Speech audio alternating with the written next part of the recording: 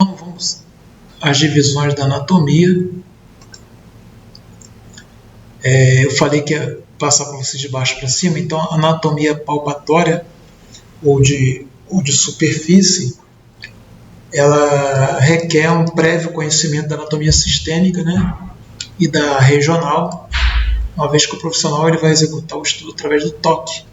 Então ele depende tanto do conhecimento da anatomia sistêmica e também da regional ou topográfica. Anatomia clínica, que é a anatomia de imagens, onde você consegue estudar o corpo com auxílio de aparelhos. São os exames, né, de ressonância magnética, tomografia computadorizada, radiografias. Esse é o estudo da anatomia clínica, mas que não tem nenhuma repercussão direta para o pessoal da farmácia. De baixo para cima aqui, a anatomia regional ou topográfica, que é o estudo da anatomia das regiões do tórax, abdômen. Essa anatomia regional, ela é que depende a anatomia palpatória de um prévio conhecimento da regional, para que na anatomia palpatória o estudante ele possa ter um entendimento maior. Se ele não tiver um aprofundamento na anatomia topográfica, quando ele chegar na palpatória ele não vai conseguir. Então, o que você vê na anatomia topográfica, né?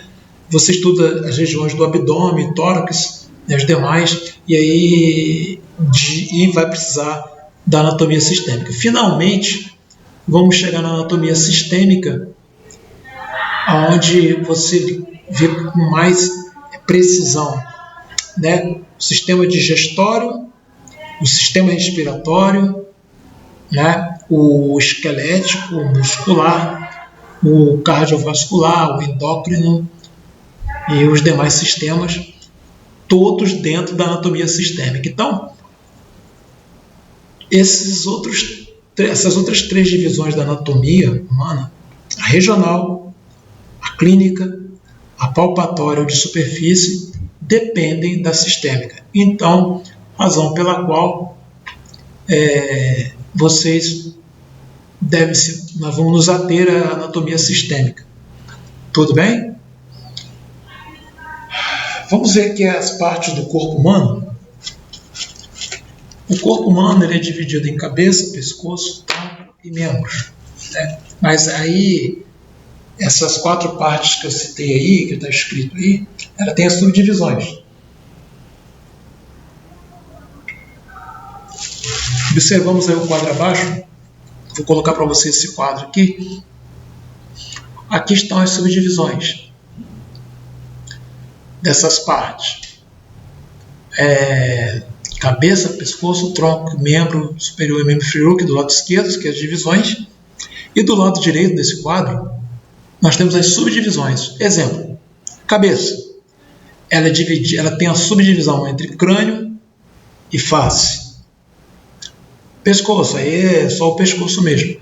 Tronco, aí nós temos no tronco, a formação do tronco é a junção das subdivisões do tórax, abdômen e pelve. Membro superior, aí nós temos o ombro, o braço, o antebraço e mão. Membro inferior, quadril, coxa, perna e pé. Então, essa classificação do lado direito desse quadro é a classificação da divisão do corpo humano, mas em tese, se de repente você deparar com uma pergunta de prova, quais são as divisões do corpo humano? Você respondendo cabeça, pescoço, tronco e membros, botando no plural, que nós somos membro superior e membro superior. Ou, se você preferir, cabeça, pescoço, tronco, membro superior e membro inferior, também aceito. Bom, vamos falar da pele. Tá, deixa eu voltar aqui. Vamos falar da pele. que é o maior órgão do corpo humano, né?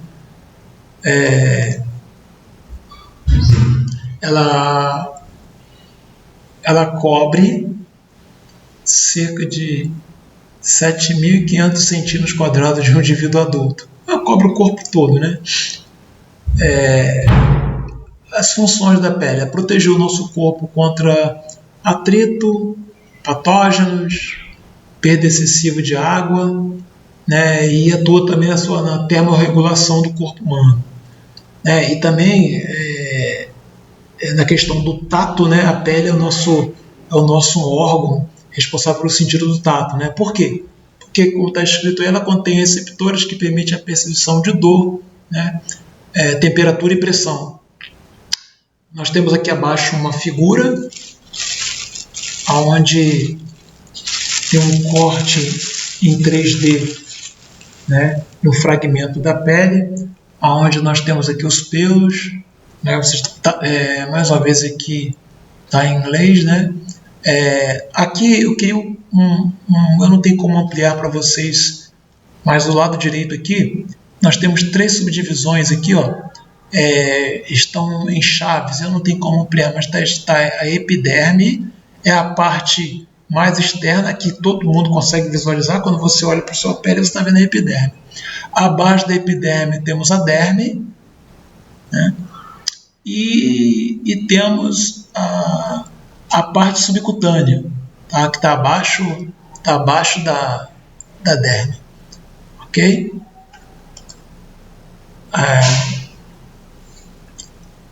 A epiderme, já acabei de falar, né, que a epiderme é a camada mais externa, né, que é formada pelo tecido epitelial, e ela tem só a epiderme, ela tem mais 5 camadinhas, o estrato, o córneo, o estrato lúcido, enfim, todos esses estratos que vocês estão vendo aí.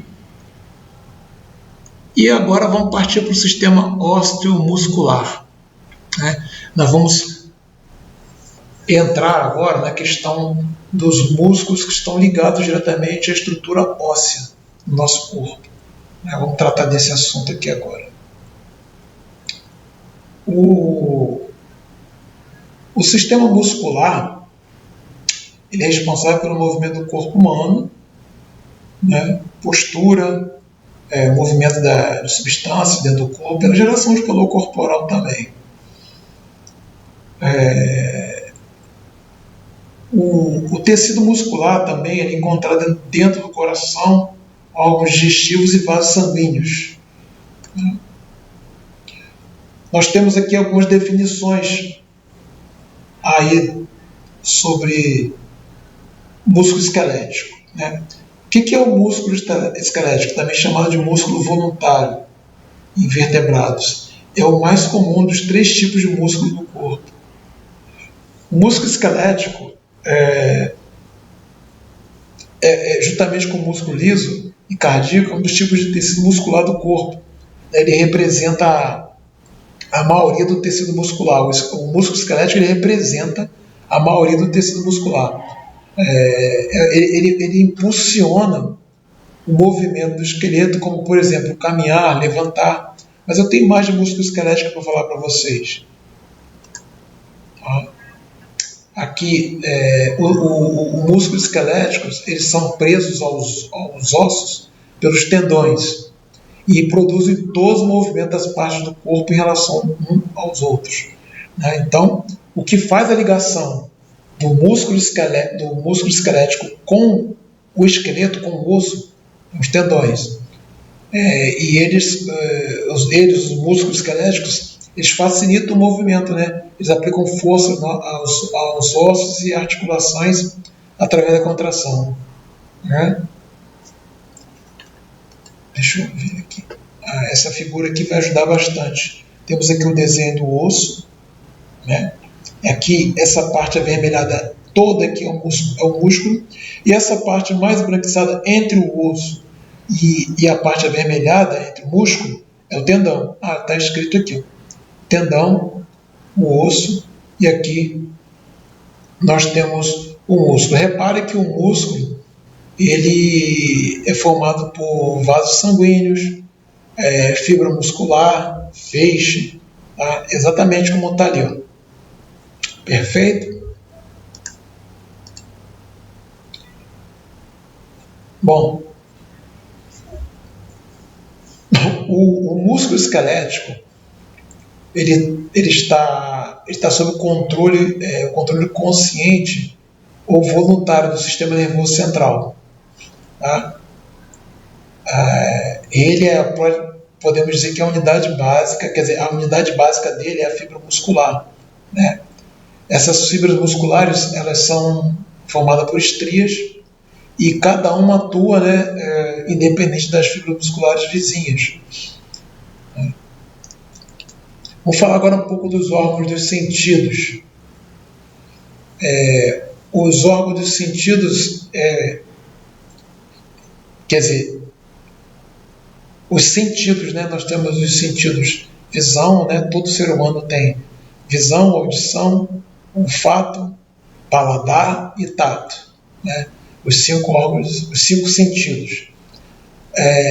E os órgãos responsáveis por esses 5, o olho, ouvido, nariz, a língua e pele, eles serão melhores descritos agora, daqui para frente, para que você entenda como que é a percepção do corpo humano mediante esses 5 órgãos aí. Quer dizer, através desses 5 órgãos é que forma aí o conjunto dos sentidos do corpo humano, do ser humano. Vamos começar pelo olho, né?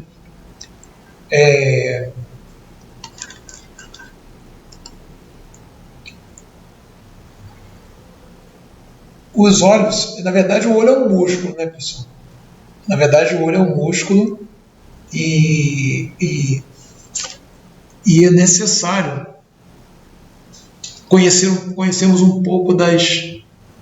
Não vamos aprofundar muito não, mas se claro, se vocês estivessem fazendo um curso para a área de oftalmologia, teríamos que fazer uma dissecação só do olho e ficarmos debruçados aqui durante dias, durante horas, estudando o olho humano. Não é o caso de vocês que irão aí atuar na farmácia, né? Então, aqui as questões aqui são mais questões conceituais. Então, vamos lá. Os 2 glóbulos oculares, eles constam de 3 membranas superpostas e 3 meios transparentes. Não precisa estar guardando todos esses nomes não, tá, pessoal? Porque é muito nome e nós não vamos ter esse tempo hábil de conseguir gravar todos esses nomes, como membrana esclerótica, coroide, retina, né? Retina talvez fique mais fácil aí para você guardar em função aí de todo mundo ter ouvido falar aí, ou a maioria, né? Se não todos, mas a maioria ter ouvido falar de retina. O branco, por exemplo, esse branco do olho é chamado de esclerótica, né? Que tem uma natureza, ele é membrana, né? Ele é a fibra e protege o globo ocular, o branco dos olhos. Atrás dele tem um orifício, né? Por onde passa o nervo óptico. Mais adiante se transforma na córnea, né? Tanto é que existem muitas cirurgias aí chamadas de transplante de córnea, né? Sem a córnea fica difícil a gente conseguir enxergar. Depois temos a coroide, que ela é rica em vasos, é uma membrana rica em vasos sanguíneos e é nutritivo do globo ocular, que tem uma câmara escura, aonde a imagem é formada, responsável por formar a imagem lá na retina, né? Na parte posterior, ou seja, depois dessa membrana chamada coroide, há um orifício por onde passa o nervo óptico.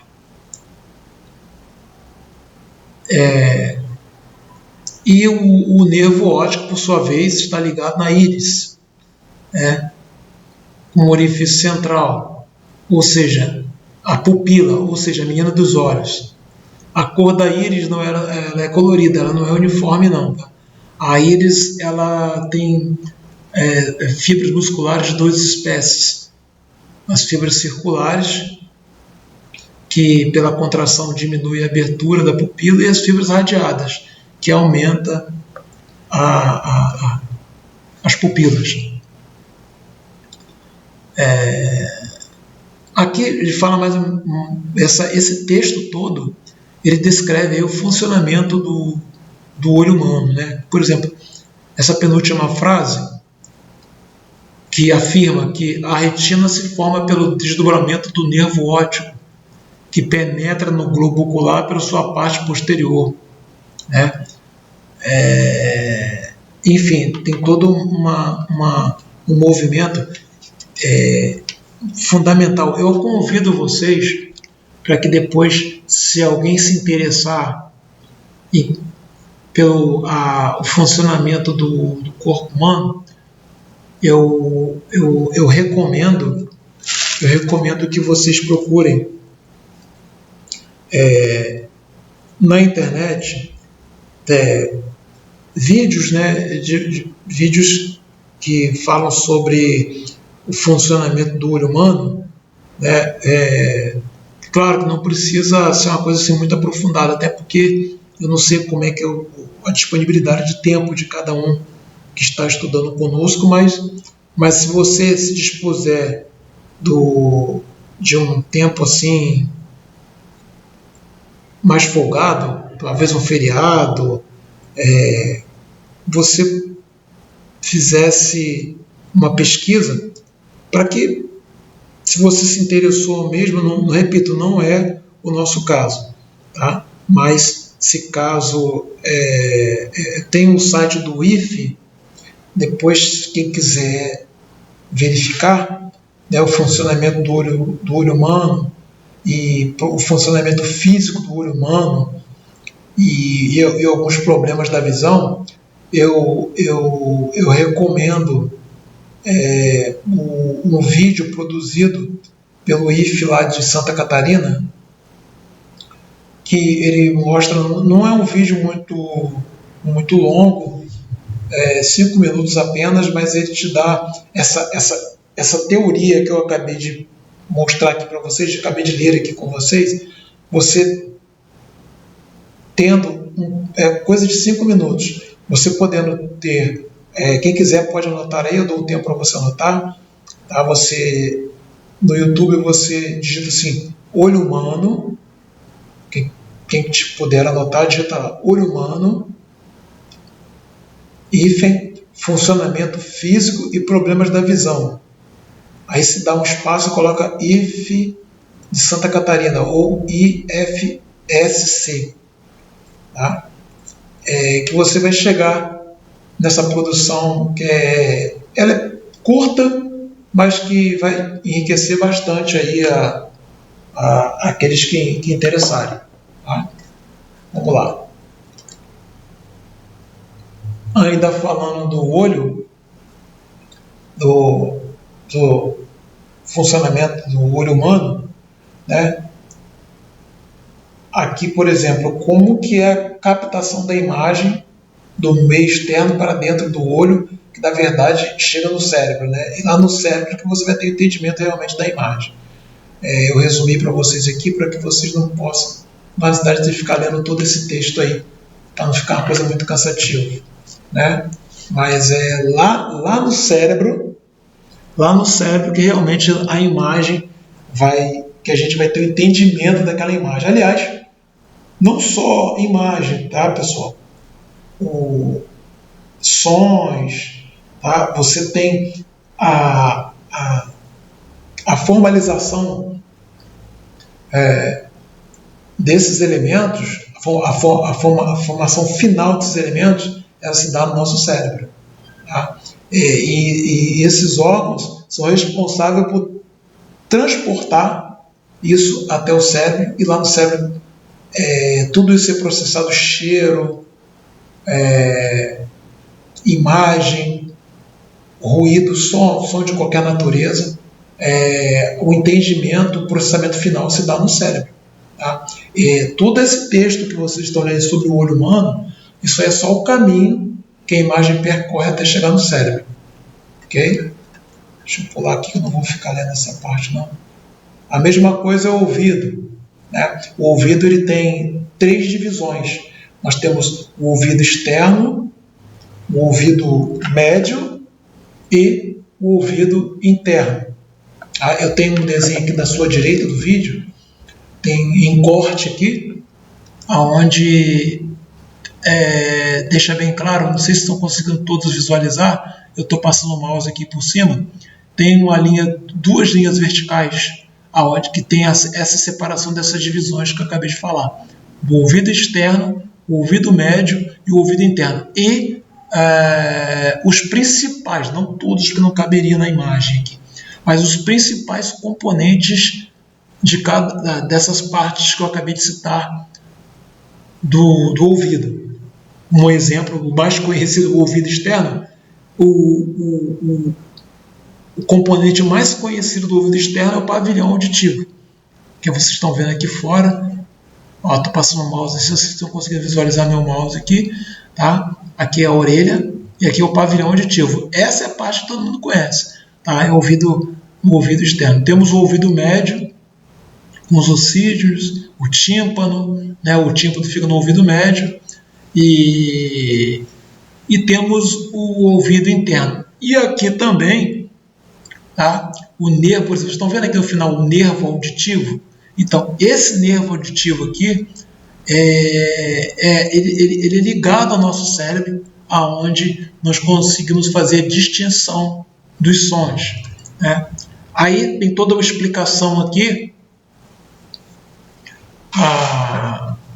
do sinal, do circuito, melhor dizendo, do som até chegar no cérebro.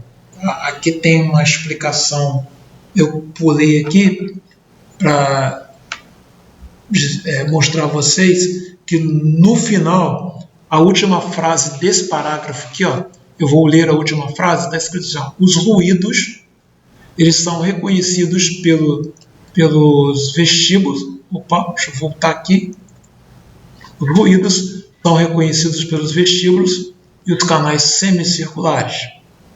O som, sensação harmoniosa, é percebido pelo órgão de Corti, que o transmite ao cérebro. Então, no final, conforme eu havia dito, vai chegar no cérebro.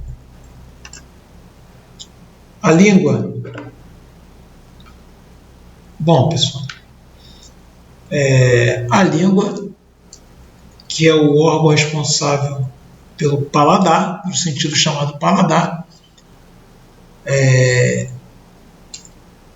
também tem várias subdivisões, muitas inclusive, né?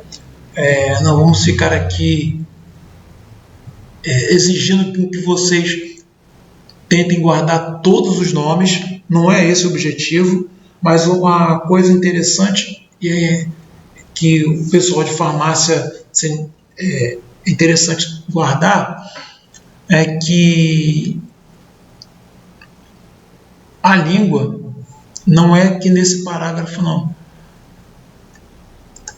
aqui nesse aqui eu queria chegar com vocês.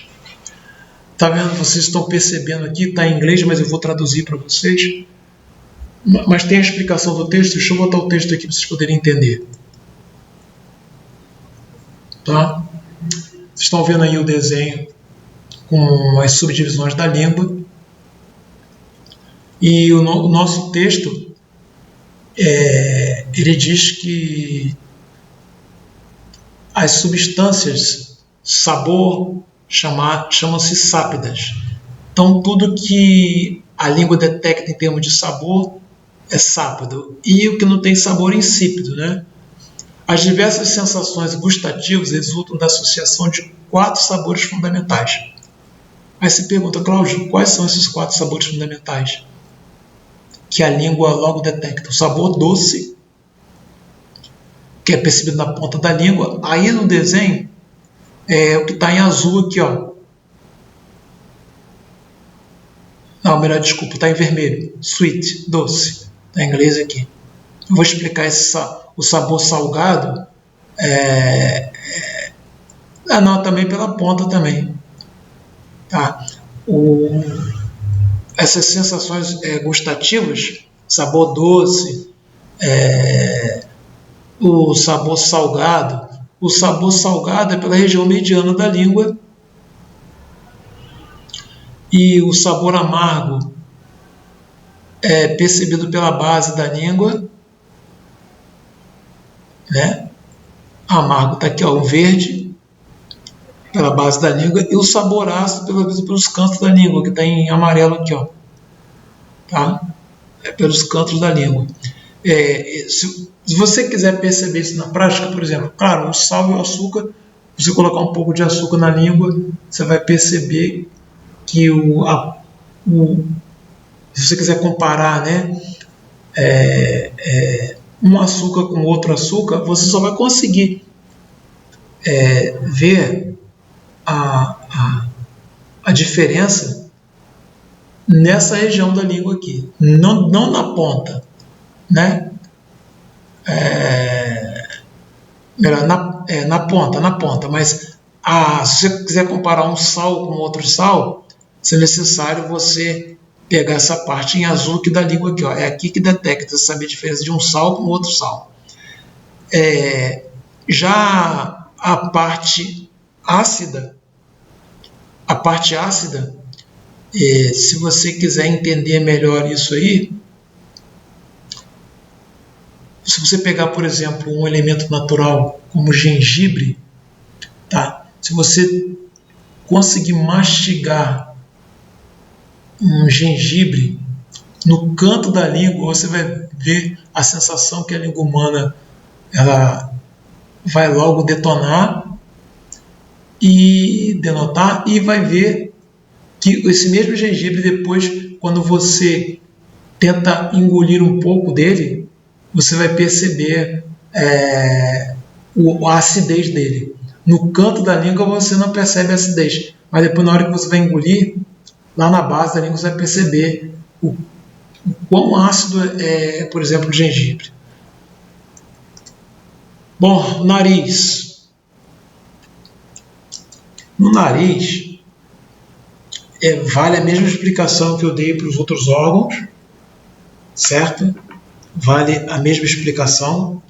No nariz, ele é simplesmente um canal que vai levar a sensação odorífera, e essa sensação odorífera você vai ter a percepção lá no seu cérebro, no nosso cérebro, né?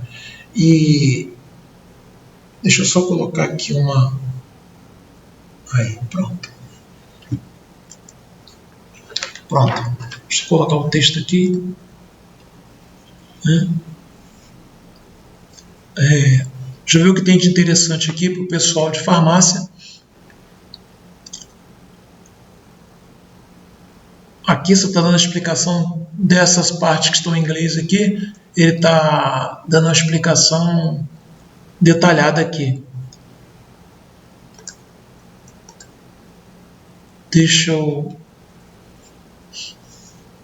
pegar aqui o que interessa aqui e para corroborar aquilo que eu falei com vocês em relação à percepção que se dá também lá no cérebro, né? Aqui, ó, terminando só a extremidade com o mundo exterior. Vamos ver aqui, ó, vou verificar aqui, peraí. Não, deixa eu voltar, passei para tato. Deixa eu voltar aqui um pouco, acho que passei demais. Bom,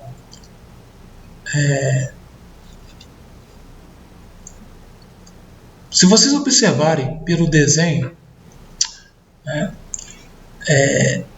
reparem que existe, aqui ainda não está muito claro não, mas há um elemento importante aqui nas fossas nasais, e esse elemento é que vai fazer, aqui na cavidade nasal, esse elemento que ele tem uma membrana que é responsável por levar a fazer a diferenciação da percepção do odor no cérebro.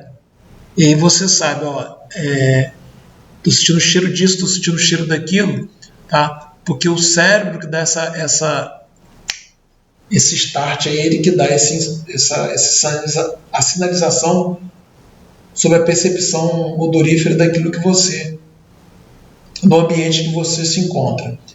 Mas, então, as fossas nasais, elas são também, é claro, o duto para que para que o nosso corpo faça a captação do oxigênio na expiração para levar lá para os nossos pulmões, né? Deixa eu passar aqui. Tudo isso aqui ele está fazendo uma descrição.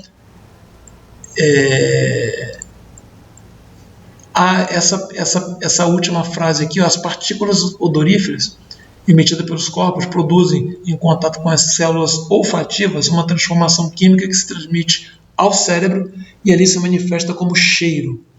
Então, o cheiro, o que é? É simplesmente uma percepção, né, de partículas odoríferas que, uma vez em contato com as fossas nasais e chegando ao cérebro, o cérebro ele processa aquilo ali e aí faz a distinção daquele odor, né? E aí você sabe do que se trata, do que está ali naquele ambiente. Mas sempre, pessoal, quero que vocês entendam e guardem que o cérebro é que é o elemento responsável pelo processamento dos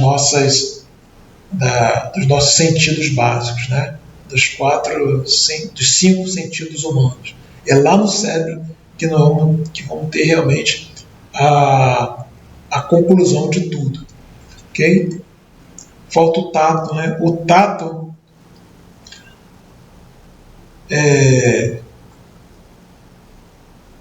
ele permite não só perceber a questão de temperatura, mas também não só a temperatura, né, mas também o dor, né, pressão. Então nós temos aí muitas funções da pele no tato, ok? Por exemplo, cadê o texto? Está aqui. Então, por exemplo, mesmo aqui o texto afirma que mesmo se a gente não tatuarmos, não tatearmos, não tocarmos em nada, mas só em efetuarmos o movimento ou só em a gente fazer algum esforço, o próprio músculo ele tende a dar uma reação, né? Quando a pressão se torna muito violenta, ou então há uma variação muito excessiva de temperatura, então aparece a sensação de dor que domina as outras.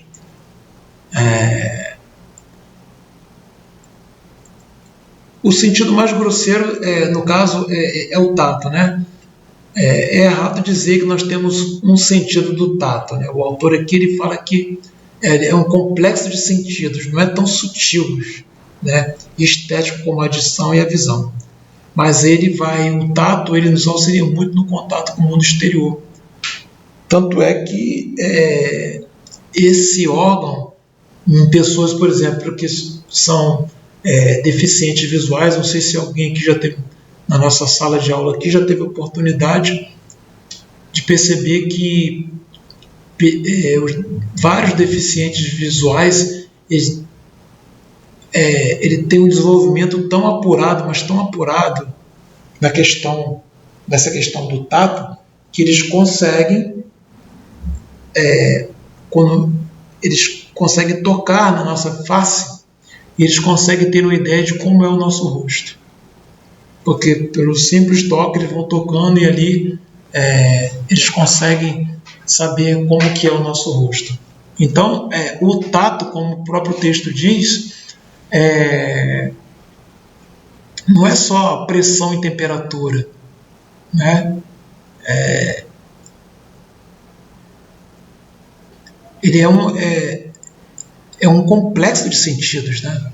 Então, as pessoas comuns, né, por exemplo, nós que temos a visão normal e a audição normal, a gente se apoia muito na questão do que a gente vê, do que a gente ouve. Agora, o deficiente visual, não. Esse tato, esse sentido tato dele, passa a ser a visão dele, né? Bom, vamos falar um pouquinho agora do sistema respiratório,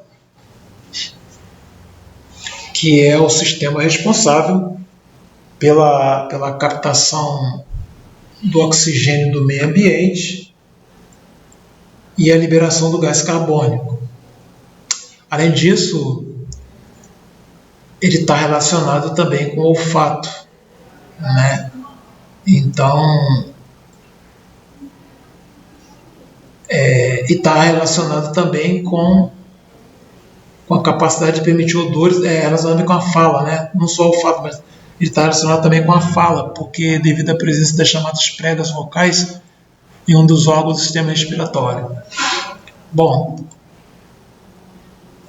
essa figura aqui, a nossa figura da nossa apostila, a anatomia aqui, na verdade aqui estão todos em português, né? Estão percebendo aí? Aí nós temos aqui todos os elementos que compõem o sistema respiratório: a cavidade nasal, a epiglote, a laringe, a faringe, a traqueia, os pulmões, né, os brônquios, né, o diafragma. Então, nós temos aqui um esboço, a anatomia do sistema respiratório. Então, vamos dar uma olhada mais detalhadamente neles, né?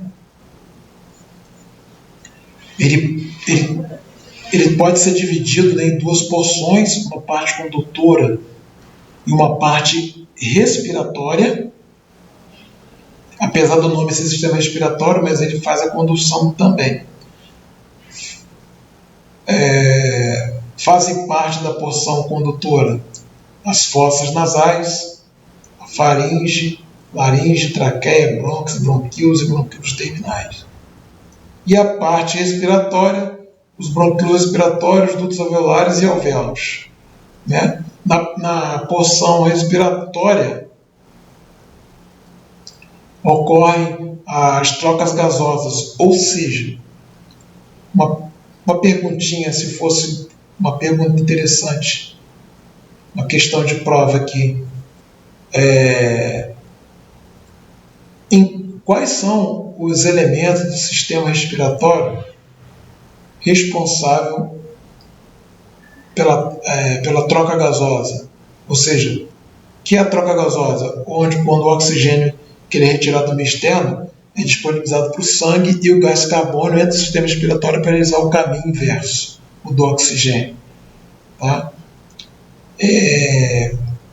Quais seriam esses elementos que compõem, onde ocorre essa troca gasosa? A resposta seria o quê? Os bronquíolos respiratórios, os dutos alveolares e alvéolos, esses três elementos aí. A respiração, ela tem dois movimentos, né? Inspiração e expiração. E a respiração é dependente do centro respiratório no bulbo. No desenho aqui, deixa eu voltar aqui, não tem o desenho dele aqui não. Bom, vamos lá, vamos em frente. Quais seriam os órgãos do sistema respiratório? Eu já falei lá no desenho, né? E aí eles vieram aqui descritos, não vou precisar ficar lendo isso aqui com vocês.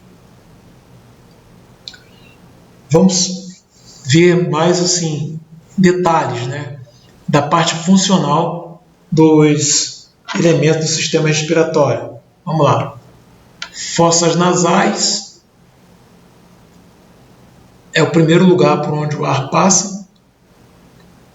Nelas é possível observar 3 regiões: o vestíbulo, a área respiratória e a área olfatória. Aí ele vem dizendo, né,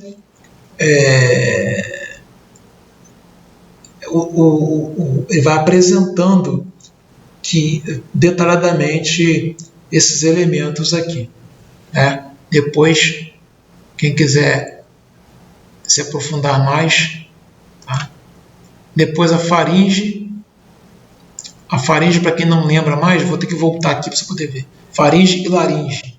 Eu vou falar disso aqui agora. Ó. Vou falar aqui, faringe e a laringe mais embaixo. Faringe em cima, laringe embaixo. Depois eu vou falar da traqueia, que é esse tubo aqui que é ligado nos pulmões. Vamos ver na faringe primeiro. Vamos lá na faringe.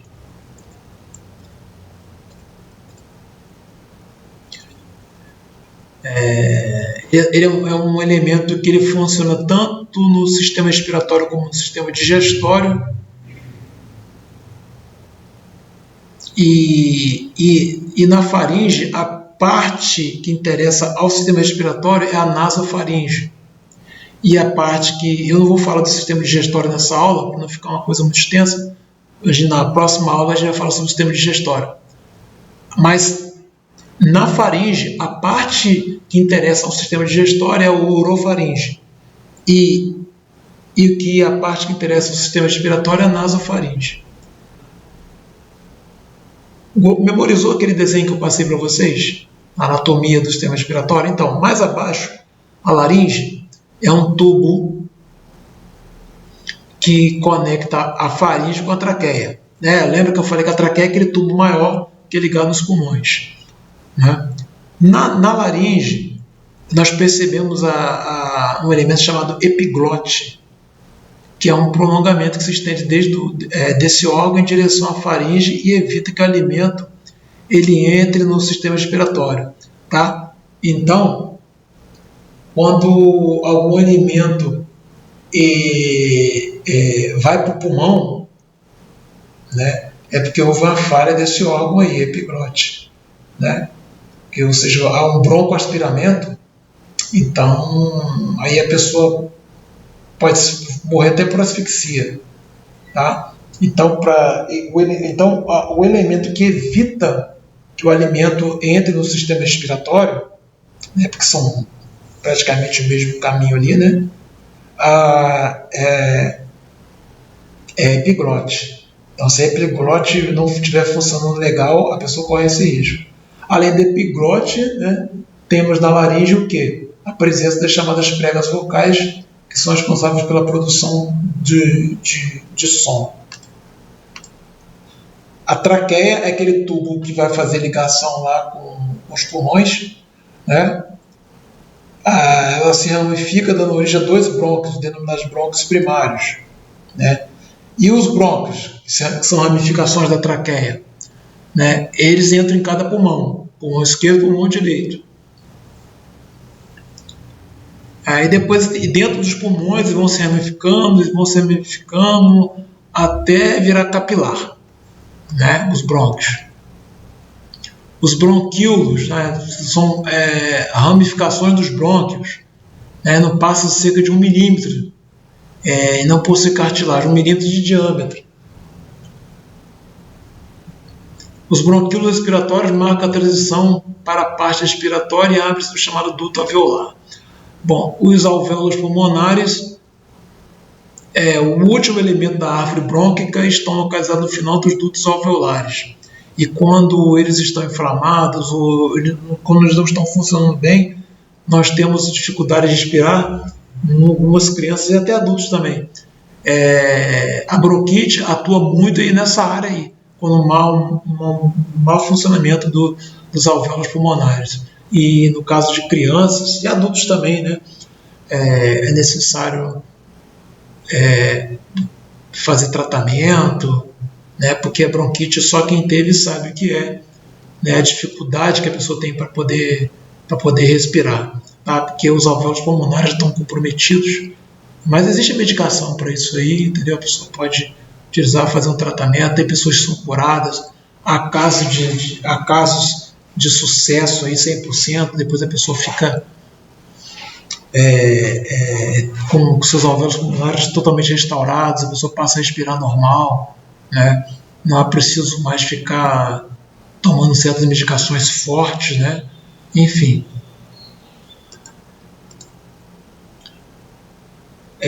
Eu deixei os pulmões por último, aqui do sistema respiratório, por conta de que ele é a última parte do nosso sistema respiratório. Ele foi revestido por uma membrana chamada pleura, e ele tem 13 milhões de alvéolos pulmonares, né? Aqui tem uma observação interessante, diz que o pulmão de uma criança geralmente apresenta coloração rosa, enquanto de um adulto pode ter uma coloração mais escura. Pode não, sempre tem. Né? Porque fuma. Não é só porque fuma. É por questão também do ambiente qual você vive. Poeira, você passa, o adulto passa para a vida profissional, o jovem passa a trabalhar, independente do ambiente que ele vai trabalhar, às vezes o mau uso de equipamentos de proteção individual. E não só isso, mas também temos a questão atmosférica mesmo. Ele está andando na parte urbana da cidade, muita liberação de gases, então isso tudo vai para o pulmão. E fuligem, enfim, uma série de coisas. Aqui eu tenho a anatomia do pulmão, aqui a traqueia, laringe, para a continuação daquele estudo que estava falando, né? E nós temos agora os exercícios que nós vamos fechar aqui a nossa aula de hoje com esses exercícios aqui. Eu gostaria que vocês copiassem somente, são só 8 questões. Eu vou dar tempo para que vocês possam copiar, ou se não quiser copiar, mas pelo menos responder. Tentem, se alguma dessas questões, da primeira questão, eu só quero saber quais são as divisões do corpo humano, que aí nós vamos fixar o que a gente viu no começo dessa aula. Quais são as divisões da anatomia, né? E aí explique a anatomia sistêmica. Cite 2 componentes de cada membro a seguir. Letra A, membro superior. Então você vai citar 2 componentes do membro superior. Letra B, membro inferior. A quarta questão, qual o nome da camada mais externa da pele? Tudo que foi visto na aula que eu preciso que vocês venham fixar esse conteúdo.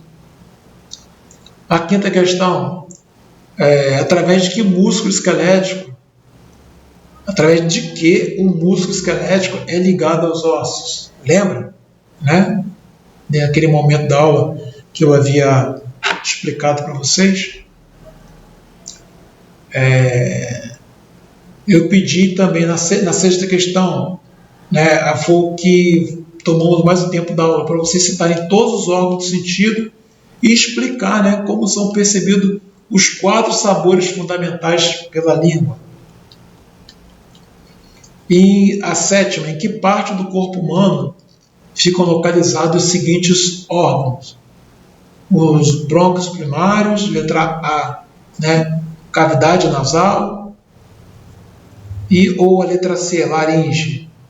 Né? Eu quero saber em que parte do corpo humano ficam localizados, né, esses órgãos. Os brônquios primários ficam localizados em que parte? A cavidade nasal. Bom, mas como assim? Bom, lembra naquela questão anterior, eu pedi para citar a primeira questão, as divisões do corpo humano. Então, para saber em que parte do corpo humano está localizado os brônquios primários, a cavidade nasal e a laringe. Né? E a oitava, nós acabamos de ver isso, inclusive, porque o pulmão de um adulto tem a coloração mais escura do que uma criança. Inclusive, eu acrescentei mais através da explicação, e eu creio que vocês não vão ter dificuldade. Se mesmo assim restar alguma dúvida, Eu vou pedir para que vocês enviem um e-mail para o nosso plantão Tira Dúvidas. Eu acho que eu não deixei escrito aqui, mas eu vou falar lentamente para que vocês possam enviar, se caso alguém tiver alguma dúvida sobre essas questões da nossa aula de hoje, aula 1 de anatomia. O e-mail, anotem aí, por favor, anotem por gentileza. O e-mail é prof, abreviatura de professor, né? Prof, tudo junto, tudo com letra minúscula, obviamente. Cláudio, tudo junto. Eu vou soletrar agora essas 3 letras, né? Você já botou prof. Cláudio. Depois do O da palavra Cláudio, você vai colocar G de golfe, O de Oscar, M de mamãe ou Mike. Aí fica prof. Cláudio Gon, repetindo, prof. Cláudio Gon, @gmail.com. Repetindo, prof. Cláudio Gon, G-O-M, Cláudio Gon, @gmail.com. Essa foi a nossa aula de hoje do primeiro módulo de anatomia, onde nós vimos as divisões do corpo humano, vimos a questão do sistema respiratório, e na próxima aula eu aguardo todos vocês, onde nós vamos estudar a questão do sistema digestivo. Aguardo todos vocês, e até lá, e o meu muito obrigado.